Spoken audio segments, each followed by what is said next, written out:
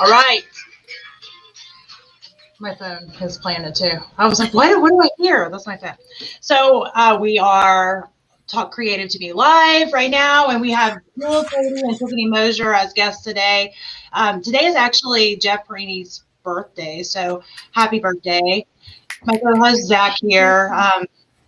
It's in the sepia, right? Yeah. I like it. I actually think it's good. We were talking about how weird it is to get the lighting before we went live anyway, and I'm in yoga clothes. I'm sweaty anyway, so I'm vibing in this. But so yeah, I'm super excited to talk. Jeff couldn't be on here because he's celebrating his birthday. He's probably 10 beers in or something by now. I'm sure it's 9:05, so I'm sure he's got at least a few down the hatch. But super excited about talking about Tiffany's book. So she's an author. And Jeff's on here. What are you doing on here? I thought you were celebrating your birthday. Oh God, he's drunk. Are you drunk, Jeff? He's drunk texting us. Yeah. You know where he is. He'll comment from anywhere. He's probably out and commenting. He's drunk. Yeah, that's what he said. He's drunk. So yeah, super excited about talking creative processes on your book. And I haven't read your book. I need to get your book. I was thinking about that. But this was kind of a last minute thing where we were like, oh, and I was like, well, crap, I usually like to try to read people's book and I haven't read your book. So you're going to have to like surprise us about what else in it without giving it all away, because I do want to read it. But I want Tiffany, I'll go ahead and let you introduce yourself, and then Joel, you can jump in and introduce yourself, and Zach, we'll let you talk in a minute. You're in timeout right now. That's fair. That's what I look like. I'm in a timeout red circle. Oh. He said, I'm leaving the bar now. You're on my like night hookup. Stop drinking. Go home. Well, thank you for the introduction, Maria. I am Tiffany Mosier. I'm the author of Beauty Beyond the Threshold. I have a copy of it. Normally I forget, but I remember to bring it here. Yes. I love that. It is a memoir. It's about my personal story of how I was able to overcome and work through severe deep depression through pushing myself out of my comfort zone and traveling solo to volunteer in different disaster response projects internationally. So through service and giving back to others, I found purpose once again in life and was able to kind of reinvent mine. That's awesome and super inspiring. I definitely want to read that. I think, obviously this is like a creative show and we don't get deep like I do in some of my other shows, but like I really love that vibe, and I love that actually it's really hard to write about your own personal stuff. Because trust me, I have a lot of non-published things that I've written about my own personal, because it's really hard to put it out there. And it's really hard, coming from that place of the feelings you have deep inside of you, to put that down on paper and then to put it out there for the world to see. So first of all, kudos to you on that. I do want to get back to that. I want Jewel to be able to say who she is, and both of you are on the same show, kind of like off and on. So I want you to go ahead and jump in, Jewel, and say that, and then we'll get back to the book as well. Oh, yeah, sure. And, I'll get into the book, too, because I loved it. I'm Joel Tatey. I'm from the O Show. We're a Philly-based show, and we have on local musicians, celebrity interviews, authors like Tiffany, and creative people such as you do here. So, I'm so happy to be here, filling in for Jeff, because usually the time slot doesn't work with my schedule, so I'm very happy to be here. I did receive my copy of Tiffany's book. It's amazing. It's really she is super vulnerable in it, and you really get a sense of who she is and her journey. And she's just an amazing person and has turned into an amazing friend. So I appreciate you, Tiffany. If you haven't read the book, it's so real. And that's the kind of books I can sink my teeth into, because I feel like I'm talking to my friend. And that's what I said to her. I'm like, even the words she uses, I'm like, I would say that. And so I really enjoyed it. And it's so inspiring at the same time, being a single mother and going through my own, mental illnesses. It really just hit home in a lot of different ways. But she's amazing. It's going to be a great night. I love it. Zach, go ahead and jump in and tell everybody that may not know who you are, and then we'll really jump into Tiffany and her amazing book. I'm super excited to read it. Yeah, well, I am now too. So I'm Zach Wiseman. I'm the louder half of Some Nobodies. We are a content creating company. We make movies and podcasts and TV shows and a bunch of weird stuff. So yeah, that's pretty much all that I am. I'm just a face that talks a lot, and currently I'm, like I said earlier, in a flashback, I guess, because the lighting here is very, very off-putting, and I do sincerely apologize. But like I was saying earlier, Tiffany, I Googled you, and I found out about your book, and I started looking into it, and I did not receive my copy yet, but I hope that I will soon. But the story sounds super appealing, and the main question that I had at first, and when I was like, looking over the story and everything, was how far along the process of helping out did you decide that the book was like an interesting concept? It was about 2 years since I started really traveling to volunteer and discovering that it was something that really gave me purpose and joy in life again, until I decided to sit down and put pen to paper and to write it all out. So I started traveling in 2018. My first trip was to Puerto Rico to do Hurricane Maria disaster response. And then I started writing the book last year, in February of 2020, right after I returned from Nepal doing earthquake relief. So yeah, I decided, you know what, it's time. I've heard, a lot of people said they were inspired by my story, and I wanted to inspire others. So yeah, right on. That's cool. Do it, yeah. And I'll send both you and Maria signed copies. So, yeah, that way, personalized copies. Yeah. Well, I'll also pay for one too. But. Yeah, I usually buy the books, but I would like to have it signed. That would be fabulous. But I will buy it for you. But absolutely. But yeah, I think that you mentioned vulnerability, and I think that word, I think is super inspiring to me, because that was so hard for me for the longest time. Vulnerability meant weakness to me. For a long time, it was a negative word, not a positive word. And I look at it like a positive word now, because you can't really connect with people on a deep level unless you're vulnerable. And I think for people who have had past hurts, past traumas, which is honestly probably everybody on some level, it can be hard to be able to be vulnerable. And I love that you were able to find that thing that inspired you. I did want to ask, what was it about disaster relief in itself that really was that catalyst to helping you to be able to be more in touch with being more vulnerable and being able to open up with your story? I think that it had to do with a lot of learning about myself, as far as I found through this volunteer work, I took so much in my life for granted. I was, in this deep depression bubble that was filled with anxiety and paranoia, thinking that my life was so hard and so tough. And it wasn't until I went and started helping other people whose lives have been completely just devastated and the rug ripped out from underneath them in horrific ways. And I thought, you know what, like, my problems aren't so big as I thought. And, just some of the people that I helped, didn't have anything. They had barely nothing, and yet they were still hopeful in life. They still had faith that things were going to get better.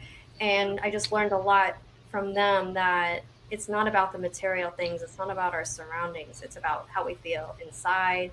And, so that's the big takeaway that I took from it, that, it's hard to go and travel to these places and see the destruction and the devastation. And it's tough to do that, but sensing the gratitude and the hope in those people that were affected is what kept me going and kept me strong.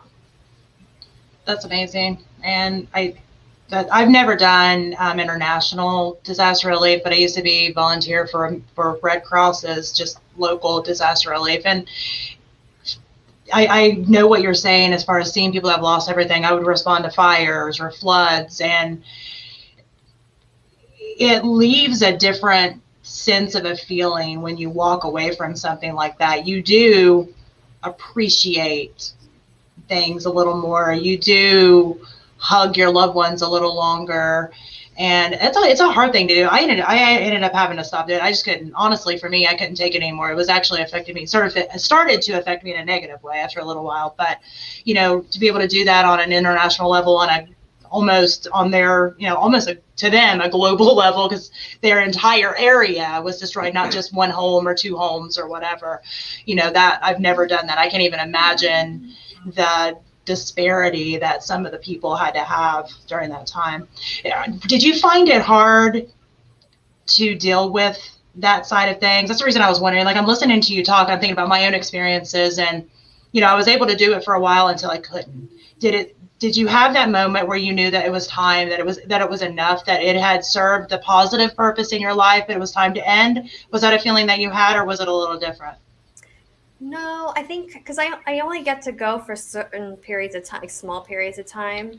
I think the hard emotion that I felt the most was that I felt I wasn't helping enough. I wasn't doing enough. And when I was standing on the roof in Puerto Rico after we finished the roof, and I'm looking, this roof is complete, it's done, and I'm looking over the hillside, and I see so many other houses with blue tarps, and hurricane season's right around the corner, and I just think, okay, and I'm leaving tomorrow. Like, I don't, why can't I felt like I wasn't doing enough. But then I had to shift my perspective, and it's like I might not have been able to help everyone, but with the time I was able to give, I helped make a difference in just one man's life.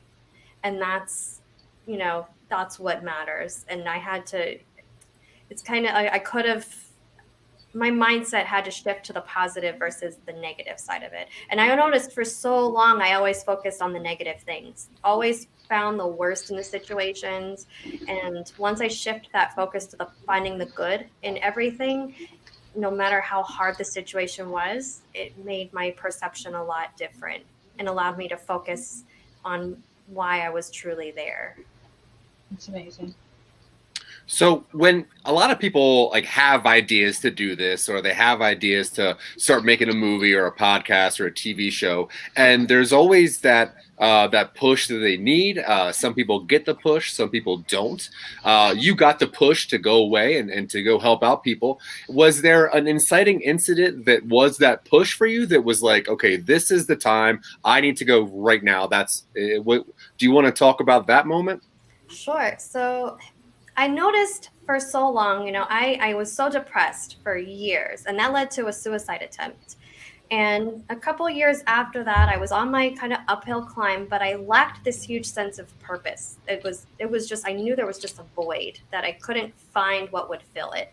And what I came to the conclusion was my comfort zone bubble was just filled with this little place that was just constant worry, anxiety, fear, preparing for the worst. That's where I felt safe and comfortable. But I noticed I wasn't growing when I was in that space. So I thought maybe I just need to push myself out of my comfort zone and try something new and face my fears. And maybe that's where I'll find that purpose. So as an introvert, and for me, I'm just so shy. I'm the fly on the wall at the party over in the corner eating all the food. Like, I'm not the center. I don't like to be the center of attention. I want to just kind of sit back. Public speaking is a huge fear of mine. And when I would travel normally, I would always rely on the other people I was with to do all the talking, to do the, get me from point A to point B. I didn't want to be in charge of anything. And so where my aha moment was I was walking at work. I was walking on a path, and there was a huge tree branch that had fallen across the path. And I just had this kind of epiphany, and I was like, I wonder if they still need help in Puerto Rico, because the hurricane had happened 8 months before that. I was, my family was living there still. I had monetarily donated to help, but I felt like it wasn't enough always. And so I was like, maybe this is what I need to do. I just felt this pull to go see if I could volunteer. And so I rushed back to my desk, Googled work in Puerto Rico, found an organization called All Hands and Hearts that was accepting volunteers. And I applied for 2 weeks later, because I knew that if I did it for months later, I would have talked myself out of it. I had to push myself no matter how scared I was, because I knew how my mind operated. And I'm so glad I did it, as terrified as I was to do it, because it turned out to be a life-changing experience for me. What do you think your advice would be for someone who wants to do this, I mean, now we're all kind of restricted in our own country, but even locally, like, hey, that all sounds great and I really want to help, but I don't think I would be of any use. Like, I don't know how to use tools, or like the same thing one would worry about. What would your advice be to that person? I would say if volunteering is something you want to get into, find something that you're passionate about, because there are nonprofit and charity organizations for literally everything. Like if animals are your passion, there's, a lot of animal related rescues or animal shelters. If working with the homeless is something that you find interest in, or the LGBT community, there's tutoring children, or whatever it is that you find that your passion lies in. Do the research and see what's local in your area, and start small. Do an hour or two at a time. I went big for my first time doing this. I had done a lot of different little volunteer projects beforehand, but disaster response was something that was kind of just something that called to me. And then, for me, I didn't even know how to use really a power drill before I went down and did this stuff. So I learned along the way. And what was a beautiful thing about it was, I get up on this roof and they're telling me I'm going to fix a concrete roof, and I thought there's no way I can fix a concrete roof. There's no way I can build a school. But learning the new skills, learning how to use these cool power tools, it made me feel confident and like, I can do this. This is really good. And it builds your self-esteem, makes you feel good, and you're helping other people. I mean, it's a win-win all around how it can help you. It is. Were you a writer before? Did you have a lot of did you have any background writing? Like, was that why you chose to, hop into a book? I was never a creative writer, which is interesting. This was a huge comfort zone level to cross. For me, academic writing was always my forte. So I was in the middle, as I was writing this book, I was finishing my master's degree. And so I found that it was very difficult to go back and forth from creative writing to academic writing, because I felt like as I was doing the two at the same time, it would, I would mix them up a little bit. And my editor for my book was like, hey, like, you're going into academic realm here, like, bring out the creative hat again. I'm like, so it was a huge learning process for me. I never thought I could be a creative writer. And I wasn't until I sat down and started writing and, literally just wanted to quit like at least 5 times. But my developmental editor just kept pushing me, knew the right questions to ask, to pull these things out of me, these emotions. And it turned out that I had an inner creative writer in me that I didn't even know existed. So it was a really cool process to see it all unfold. My first draft was absolute crap. I'll tell you that much. It was awful because it was so matter of fact. It was like, it was academically my life just kind of written down, but now it turned into something so beautiful. I'm still shocked, actually. Crazy. Did you find that you feel that you're more creative in other areas now that you've kind of tapped into your creative side? Do you feel that has, showed up in other areas of your life? Yes, I think approaching creativity is something that's always been a scary concept for me, because I was never really considered myself creative in the past. So now that I see that I could do this, it inspires me to try exploring creativity in different ways. But, still that fear of rejection is still very strong. I'll say that it's not easy to just kind of dive into creative projects, because I still feel like this is too big for me. I don't know if I can handle this. So I'm working on that slowly but surely. Well, you're an excellent podcast host, and no I one agree. wants to sit in my place but you, and you're really doing a great job. You want to talk a little bit about that and hosting and just doing interviews for your book, because you've done a lot in a short span of time. Especially since you said you're afraid of public speaking. Because I was like, when you said it, I was like, oh, well, that's interesting. It's funny that still, this whole concept is still a little like I'm getting used to it, but every time I do it, it gets more and more comfortable. Since I've published, this is probably like my 40th podcast / radio interview episode. I kind of lump them all into the same category, whether I'm hosting or a guest.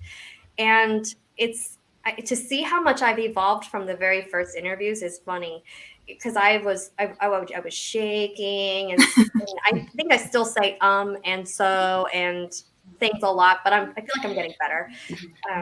I sometimes hate going back and listening, because I feel like I don't like the sound of my voice, or I was like, oh, why did I say it like that? But, you know, we are our own worst critic.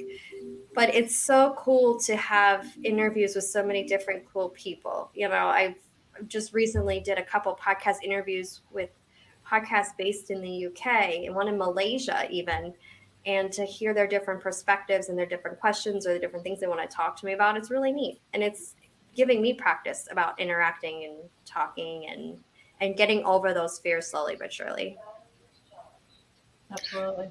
Do you have creative projects that you want to go into? Maybe something more in the fictional realm, because, you know, if you spark the creative thing, it just goes off.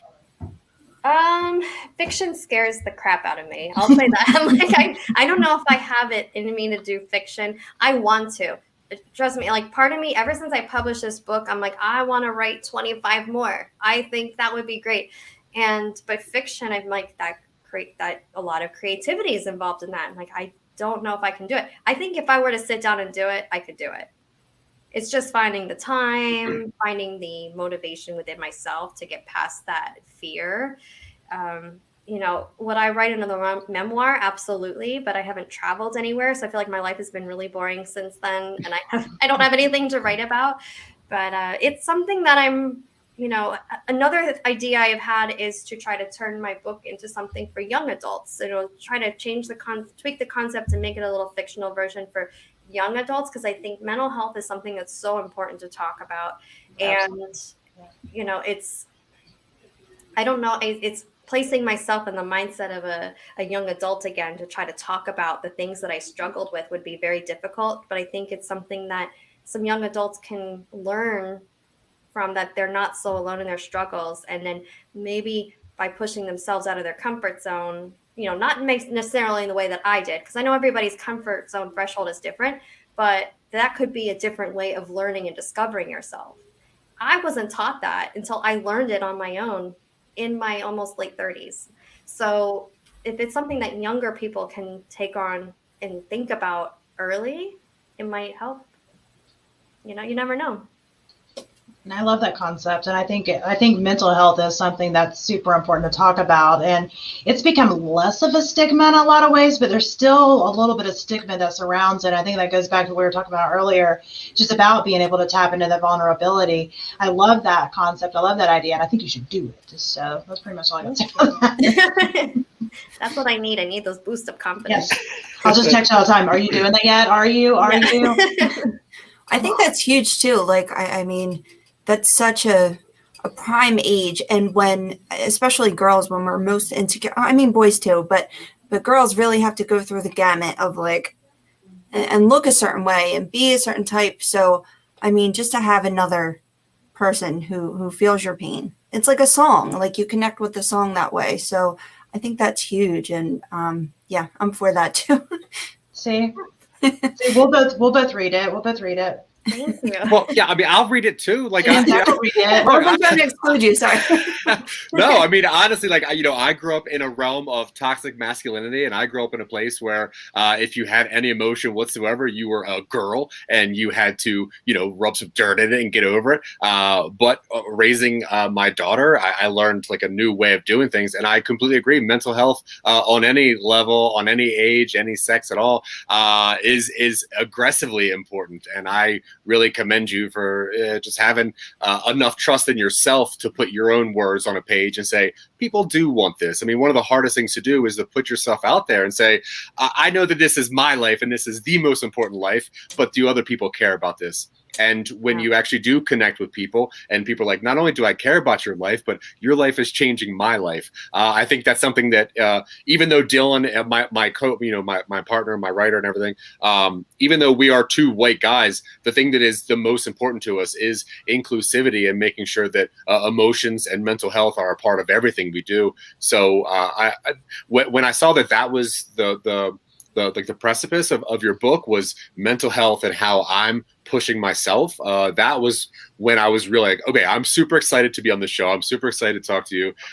So just because I'm a dude doesn't mean that, I didn't go through some junk. I got picked on. I'm kidding. No, I'm kidding. Obviously, I don't know what it's like to be a young female and to grow up with that. Watching my daughter grow up, there's obviously struggles that I wish that I knew when I was younger. So if and one of the great things about you writing a young adult book is from a female perspective. If I had more things from a female perspective when I was a young boy, I wouldn't have thought so masculine, and I wouldn't have been so pressured by the boy stuff that was out there, dinosaurs and the color blue, and you got to pay attention and be strong.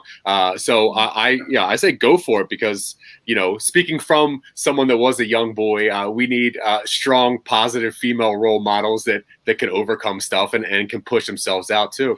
But speaking of, overcoming things, you've already done a lot. What's next for you? What are you planning on doing now? For now, it's like I'm enjoying this whole publishing thing, and I self-publish, so I'm having to market myself, which is really hard if you don't know anything about marketing. So I'm still learning the ropes with that, and I'm trying to get the book in as much hands as possible. So it takes a lot of time.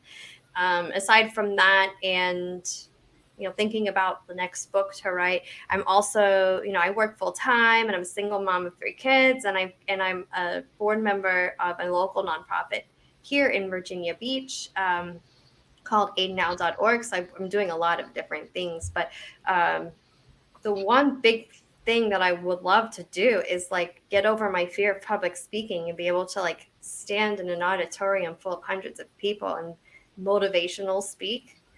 That will take me a while to get there, but that would be something I would love to be able to do, because I want to, everybody that, I wouldn't say everybody, but a lot of people that have reached out to me after reading my book have said that I've inspired and touched them in ways that, they don't feel so alone in their struggles. They didn't realize there was a different, unique way to overcome their struggles.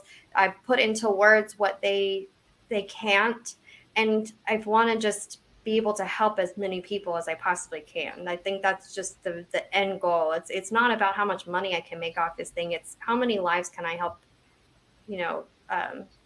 turn for the better, because I know what it feels like to struggle. It's hard, and it's hard to come out of that deep, deep, dark place. But I want them, I want people to know there's hope, hang on, and there's a cool way to do it if you don't know about it yet. No, I like that. And I think that you need to keep saying that longer and louder, because for those people now that are struggling with those emotions and struggling with those feelings and feeling like they're very alone in their journey, your vulnerability and your actions, taking the step forward to, own your journey, own your story, and to put it into words, that leaves a long-lasting legacy that literally can just continue to change lives. And, I've never talked to a person to date that said they regret being vulnerable. Yet it's so hard. But every single person I've ever talked to said, that's when my life changed. My life changed when I started being vulnerable and owning my journey. But it's that first step, that second step, that third step, and then it starts to get a little easier. But it's hard. It's hard to admit the thoughts that you had to yourself, but it's extra hard to admit it out loud, because there's no taking it back then, especially when it's in print or in video, or you know what I mean? Well, for me, it was, when I was struggling with my deep, deep depression, a lot of people didn't know. I was very closed off. I kind of cut everybody out. When I had my suicide attempt, only a select few people knew about that. And now I'm writing it down for the world to see. So it's putting it all out there was very, very hard. And I had to have some tough conversations with my parents, with my children. They didn't know a lot of this had happened or how deep it was, because in my book, I wanted to make sure that, I don't know if it sounds weird, but I wanted the reader to be a little uncomfortable and feel those things that I felt. And so I had to really go deep. And that's hard for people that were very close to me that didn't know how bad it was to read that, let alone know that it's now exposed to whoever wants to pick up the book and read it. It's hard, but and sometimes I feel like, did I do the right thing? But every time I get that DM that says, you've changed my life, or I read your book and now I'm so inspired, that's how I know, yep, I did the right thing. I did it. So yeah, being vulnerable is important at times. You got to push through that fear and put it out there, because you're going to help somebody. That's the point. Absolutely. I wanted to say really quick, this is so far left field what we're talking about. You encounter some crazy creatures on your travels. Can you talk a little bit about that and just how you overcame that part of it? You were in so many different locations with some friends. I like the spider, the monk, the bugs, and the jaguars. So the craziest things were like in Mexico. I'm in an indigenous Mayan village, and there's jaguar crossing signs when you're driving out there, and this was the trip that everything went wrong. My flight got canceled, and then I was supposed to have transportation arranged. Now I'm driving a car into the jungle with no GPS by myself, which was very, very scary. I got pulled over, I got stopped by the police, and I'm like, oh no, like what the heck? How am I going to get myself out of this situation? But there was definitely I was,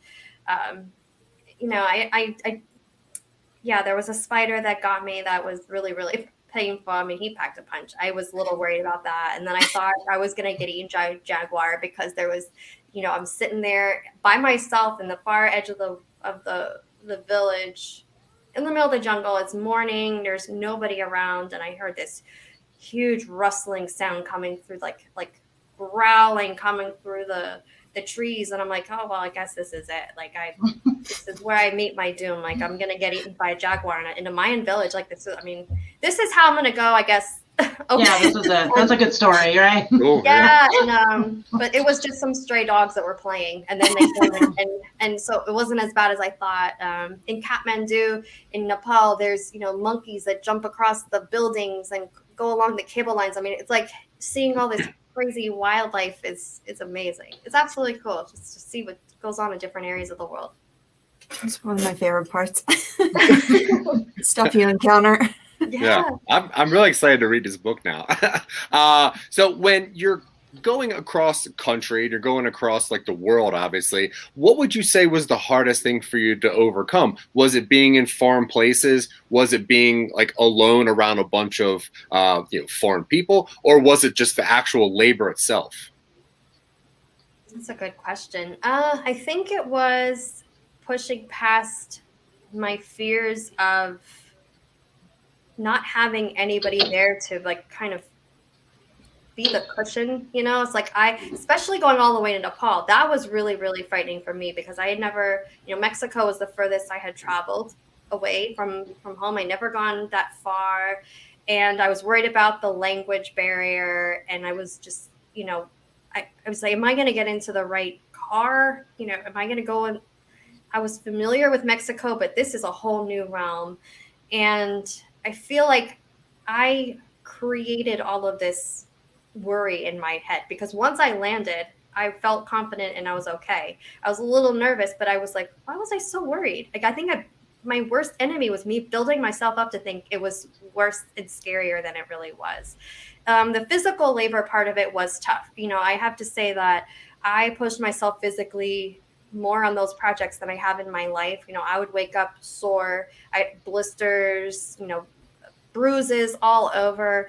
But, to see in Nepal, my back, we were soaking bricks in this pool for hours, and I'm just like turning over bricks and pulling them out and just handing them to the Nepali masons. And I was like, oh, my back hurts so bad. I've got blisters that are looking infected, and there's, it's all, I'm like, I don't know if I can keep going. But then when I look over at the school and I see those bricks that I'm soaking, that I'm preparing, and those walls getting taller and taller and taller, and the children over here laughing at us and pointing, and they're smiling and they're excited about their new school. I'm like, that, you know what? That makes all that pain worth it. It's so worth it, because those kids are going to use that school someday, and they're going to learn, they're going to get their education.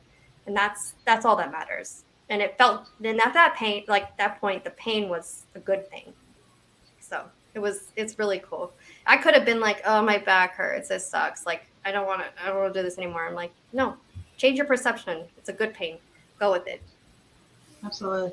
Yeah, So can you see yourself doing any more trips like this, or do you think that that's a thing of the past? Like when things start to open up more and, travel's a little easier, do you see yourself doing more of this type? Oh, absolutely. Absolutely. And, it's hard to predict where natural disaster will strike, or, I can't plan these trips in advance. So it's just one to, I'll see where I feel called to go, where my heart says, yeah, it's time to go. And I'm excited because it gives you a different perspective of where you're visiting as well. I'm not sitting in a fancy resort, getting catered to 24/7. I'm, in very primitive setting and accommodations. In Nepal, we were camping on a rice paddy in the middle of the winter. We were taking bucket showers, compost toilets. Like, it was very, very primitive, but it just gives you, but being with the locals out in the middle of nowhere on a top of a mountain, it's like you just learn so much about yourself and about the people you're helping, and it gives you a different, unique view of the world, for sure. And that's what I like so much about it. It seems like just in the U.S., there's been so many natural disasters just in the past year. Have you thought about like that, and even next year, because it just seems like hurricane season's getting worse, and then the snowstorm in Texas, like, have you thought about those things, and just maybe like in the next year, maybe just going in the country? Yeah, I volunteered in North Carolina after Hurricane Florence, which was like 3 hours away from me. And I was so happy I was able to go help there. Yeah, absolutely. I would love to do there's a lot of different, the California wildfires. There was opportunities there. The organization that I volunteered with, All Hands and Hearts, they do have active programs in the United States. They had a Hurricane Michael hit years ago, and they still had an ongoing program for that, because there's just so many people that need help and assistance. And, the thing about natural disasters is it's long-term recovery. It's not something that, what's sad is that the media, it covers it, and then the next big thing happens and we all forget that these things happen. I went to volunteer in Hurricane Florence recovery a year after the storm hit. Well, I live in Virginia Beach, and I was saying, I'm going down to North Carolina to help with hurricane relief. They're like, what hurricane? We didn't have a hurricane. What are you talking about? I'm like, no, this is the one from last year. They still need help. So, and that's definitely something that I will be doing too. Is Nepal was always on my bucket list. So it was like, oh, there's a program, earthquake relief. I'm going to Nepal. I'm going to cross that off, and I'm going to do something good while I'm over there. So it's fun to kind of take these trips and go see different places of the world. But yeah, absolutely, there's a lot that can be done here in the U.S. as well. And I think that's a good point to make, just being able to spread yourself and not just pick one area, to be able to look farther than that. I love that. Yeah, one thing that I learned when traveling, as many different countries as I could, is the different cultures and how they affected what I brought back to me and to my little family. When being around so many different cultures, have you noticed the change in how you've just treated your everyday life here? Yeah, I found, because the places that I go, everything is so simple. I found that I enjoy simplicity so much more. Like, it's interesting. Like, I don't, I'll come home and I'll just like get rid of a lot of things. I enjoy, like, Nepal was full of bright, beautiful colors. So now I've added a lot of pops of color into my home, like bring a little bit of Nepal back. But I think overall, mostly it's kind of shedding the material things and just appreciating a more simpler way of living. And that's what I love so much about it. Yeah, that's great. Do you find that it's changed your creative processes for all the things that you do creatively? Do you find that, while you mentioned about adding new colors to your home, are there other areas outside of your everyday living where you've noticed like pieces of that coming? I studied anthropology for my undergraduate degree, so looking through the mindset of others is something that I enjoy doing. So when I go in and immerse myself in these cultures for a few, I try to like really place myself there and learn to think the way they think and really try to get a whole concept of what they're doing. So when I'm back here, I kind of take those different things and apply them with things I'm doing. I'm probably not making any sort of sense. No, it makes sense. Yeah, it makes sense. Yeah, I do feel like I try to take the little lessons that I've learned in different places and apply them in my life now. And a lot of it's just, just different cultural traditions or listening to more different types of music to try to get my mind flowing for different things and, taste food even. Yeah.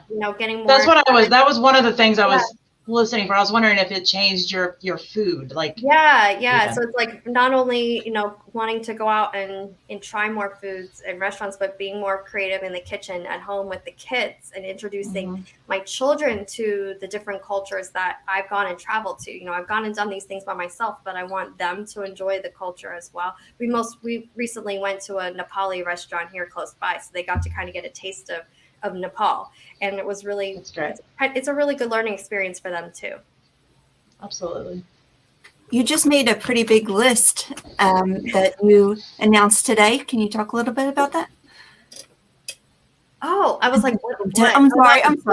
She was like, I did? Oh, yeah. So I made it onto BroadwayWorld.com website. So that's like my way of getting into Broadway. That's, my kind of backdoor way of getting into Broadway. But my book is going to be featured Mother's Day weekend in the Hamptons. So it's going to be given out in gift bags to all the upscale fancy hotels in the Hamptons, to all the different moms that are vacationing. So I'm super, super excited about that. And hopefully getting, the books out there. And to see my name and my book on BroadwayWorld.com was quite a thing to wake up to this morning. I'll tell you that much. I was super excited about that. Well, congratulations on that. That's amazing. Thank you. Yeah, that's great. You spoke about your kids. What? Just still on here. Oh, is it? Cool. I just fell asleep on his keyboard. So, like your children, when it comes to the things that you've learned, worldwide, are you going to push your children into trying to be more like proactive in different communities, or is it something that you're going to try to teach them, like just different things that you've learned out of that?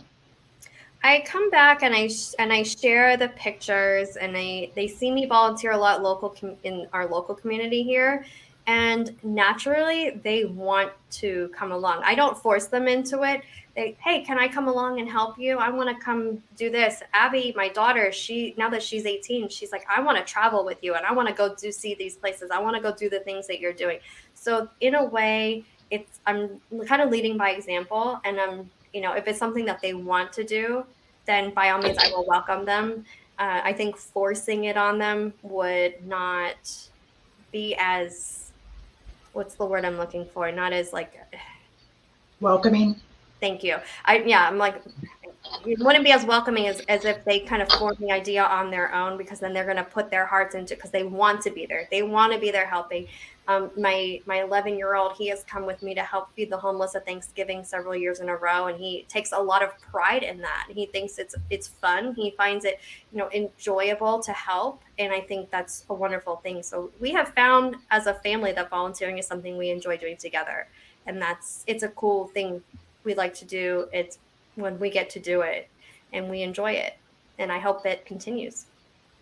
Yeah, I agree. Like, my daughter, she's big into protesting different things, and we go do that. And it's kind of our way of helping different communities as well. And just that itself forms a bond, because it's you guys against something, which forms any kind of thing, and which always makes, any kind of bond makes family stronger. So I think that's great. Yeah. I'm very proud of you. I think you're doing a very good job, and that's super cool. And I wish I had better questions. I didn't prepare enough. I'm very sorry. No, I think she's answered a lot of them, honestly, just by sharing and speaking. And, I would say maybe if somebody's thinking about writing their memoir, writing their book, writing down, something that's coming from a place of vulnerability, like we've already discussed how hard that is, what would be some tips and some steps you would give them to break out of that that, I guess, self-doubt and break it, like, and go into their creativity? I would say, for me, music helped a lot. Music helps us, get into moods. There's certain music we listen to for different things when we're feeling inspired, when we're feeling sad, when we're feeling emotional, when we're feeling in love, when we're feeling like we're angry. We listen to different types of music. So when it came to me writing and sharing my story, in addition to looking at pictures from my travels and things like that, sparked the creative, thinking like, okay, I got to put what I see in my picture into words. When it came to writing about my depression, I had to place myself back in that mindset. So what I had to do was listen to the music I listened to at the time, like on repeat, to get those feelings flowing, those creative juices flowing, which was, the song Nobody's Home by Avril Lavigne, or One Step Closer by Linkin Park. And for like 2 weeks straight, I would just listen to these songs on repeat. And that's helped me write a lot better because it helped me feel those emotions again, even though it was a very emotionally draining process. But it's part of it. And then I found that in doing it, it was very therapeutic.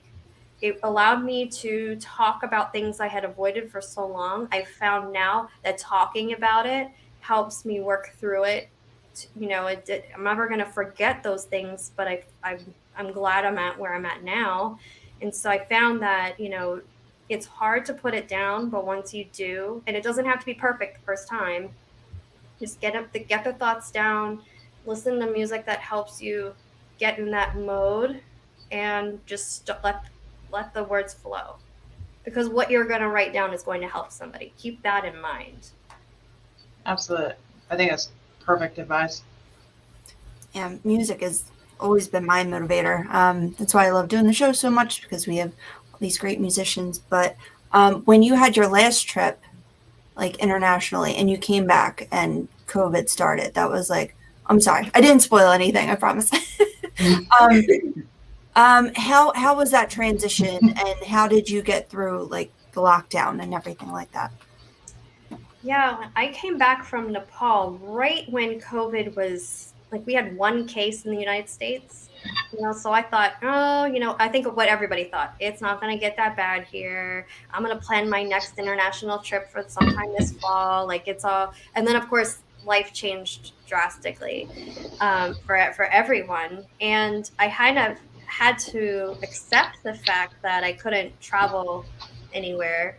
But what can I do? So, I turned to more local volunteering with AID Now, my nonprofit organization that I'm on the board of. We started a Families for Families program. So we fed almost, my goodness, 30,000 meals to families impacted by COVID. A lot of single parents, a lot of, homeless transitional students in the school system. So we turned up, we tried to make something good out of something bad. In the means, and that kind of satisfied that volunteer urge in me, because I want to travel, but I just had to keep in mind that, it's not going to be forever. I will be able to travel someday, and just keep those positive, like, not say, woe is me, I can't travel, try to keep faith that it's going to happen someday, and just enjoy the time with my kids. We all kind of, it forced us to slow down, and that was important and needed. And then it got me a chance to write the book. If I had been traveling and doing all this stuff, I wouldn't have had the time to do it. So I think there was, it was a good time to do that. Sure. Now, when writing your memoirs, is there anything that you look back and you're like, this just isn't that important, or this isn't that cool? Was there anything that you wanted to put in the book that you had to kind of scrap? I would have loved to put in my journey as a mother of an autistic child. So in the book, I don't talk about the fact that my oldest daughter is autistic, and she's very high functioning, but there was a lot of trials and things we had to work through as a young mom. I had her when I was 19, and I didn't know what I was doing. Kids don't come with a manual. And I felt like I was failing her as a mom. There was a lot of difficult emotions that came in. And when I first started writing the book, I had included a lot of that in there. But I didn't feel like it was contributing to, because I didn't want people to think that that contributed to my depression, because it didn't. It was, and as I was writing it, it seemed like it was pointing that way, and that's not what led to my depression. So I didn't include that, but I think that it's something that a lot of other parents out there can relate to, having children with special needs, and the difficulties, but the joys that come along with that as well. I'm so glad that I'm her mom, and that I was chosen to have this life with her. And she's going to college this fall. It's like a huge achievement. So we've had a lot of bumps in the road, but we've had so many milestones, and her progress has been amazing. And that's something I wish I could have shared, but it just didn't flow well with the theme of the book. So maybe that's another book. Yeah. Yeah. So I was going to say, that sounds like another book to me. Yeah. Yeah. Because I think those are, more touching points for other people who are out there that really want to hear that they're not alone, that really want to hear that, that they've had the same struggles, the same thoughts, the whatever. So, I think that would be another way for you to help reach people, even from the perspective of having a child with autism. And, we've had discussions that I have a child with autism, and it's hard to explain unless you've been there. The emotions, the struggles, but like you said, the joy. Like, I would not be the person that I am today if I hadn't had him, so I love that. I think that'd be a great book. So we're going to be on you. We're going to be on you. So you've got 2 books to write. and a fictional work. Yeah, and a fictional, that's right. Yeah. And a fictional work. So I love that. So how do you balance everything? You have so much going on, and you have a full-time job, and then you're doing all these creative projects along with being a mother of 3. Like, how do you balance? I don't know. And I know nobody wants to hear that as the answer. I just, when you have passion and drive for things, you find the time. That's the only way I can say it. It's like I make the time because it's things I'm passionate about. Well, work, I have to make the time. That's just work is work. But everything else, it's like I find a way to balance it all. I don't do it everything every day, but I find ways to balance it so that I find everything's getting the appropriate attention, but I'm, and still feeding the passions, but still taking time for self-care, because that's important too. So I'm definitely being more mindful. And I find that the more I'm being mindful of self-care and taking that time for me, then I have that extra energy and motivation and a desire to put onto my projects. So it's a win-win cycle all around. And a lot of tea, right? Yes, a lot of tea, yeah. Now, for someone like me who I don't really go out looking for a certain kind of book, but let's say that I get this book and I read this book, what would you say is the underlying message that I should be getting out of this book? The underlying overall theme is that there are really good things that lie outside of your comfort zone. So that's why I titled the book Beauty Beyond the Threshold. There is beauty and there is good beyond that comfort zone line, beyond that threshold. And you have to have the faith and the hope to in the unknown to find it. So for me, it was like, as the book progresses, you see these little times where I take these little leaps out of my comfort zone, and I'm scared, I'm terrified, I don't know what to expect, but then good things happen on the back end. I'm like, oh, wow. Like I learned something new about myself. This is really good. And I'm glad I did that. So yes, for me, it was traveling, disaster response, playing the guitar. I talk about learning guitar and singing in front of my teacher for the first time, which was absolutely terrifying. And that's a whole other story. But, and it's like, there's all these things, but, that's what's the cool thing about it, is the fact that, what your comfort zone is it might not be those things, but I want you to think about what it could be, and then search and try to explore what that is, and take those baby steps to do it. Excellent. I'm excited.